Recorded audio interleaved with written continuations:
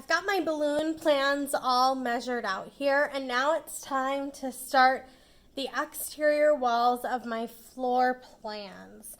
So what I've done, I have all of my measurements here, and then I also have the depth of my garage. You're going to have all of that already measured out. Now what you're first going to think about is the thickness of a wall. So a wall, the standard wall size for an exterior wall is 6 inches thick. So what we're going to be doing is we're going to draw the interior of this house, and then we're going to draw that 6-inch thick wall all the way along all of the exterior walls. Now in between your house and your garage, that's all an exterior wall, because your garage typically, even though it might be a little bit insulated, it's not heated. So you need to have an exterior wall between your house and your garage, and then all the way around wherever your walls touch the outside. You're going to do this for both floors today, so here we go.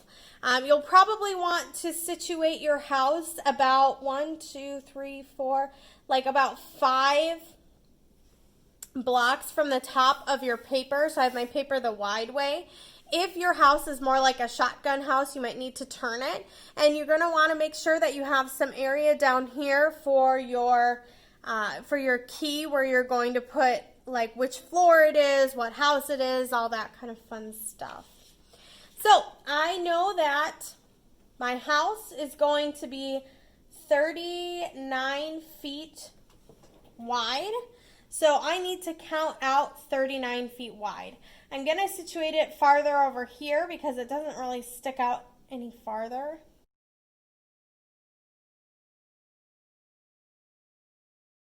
Alright, so this is how wide my house itself is.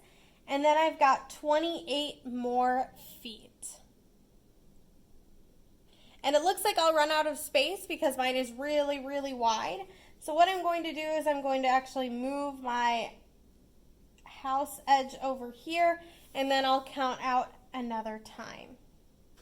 I've taken my outside measurements, and I've gone through and I've counted them out on my sheet, and instead of starting to draw my line when I wasn't 100% sure, I actually put in just big dots here where my house goes. So now I can go in with a straight edge. So with your ruler, and I'm lining it up.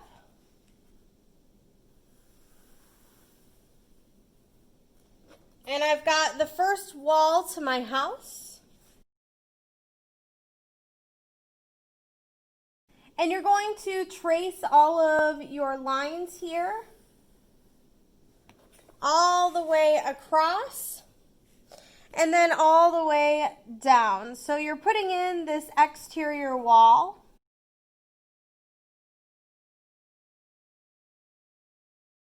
You can see me measuring here for the bump out in the front of the house because it doesn't fit within the rectangle I had originally made. So this is my whole house. Now it's time for me to put in the lines between the garage and the house.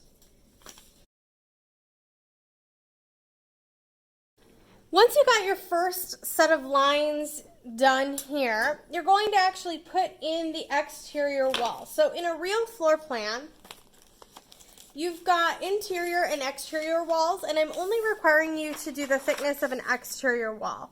So in this case, you can see here that the thickness of this wall is thicker than the interior wall. So you're putting in that thickness of the exterior wall, and it's going to be 1/2 of a foot. So in our case, your outer layer you're going to draw on the outside, it's going to run through 1/2 a box, which is 1/2 a foot.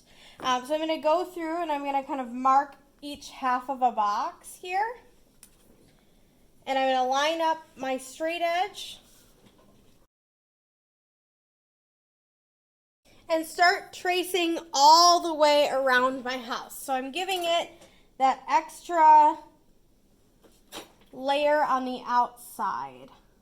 At this point, I'm not worried about where the doors and windows will be. I'm just putting in the full wall, and I will worry about the doors and the windows and openings later on in my floor plans. I've got the whole exterior done. Now I'm going to do the wall between the house and the garage.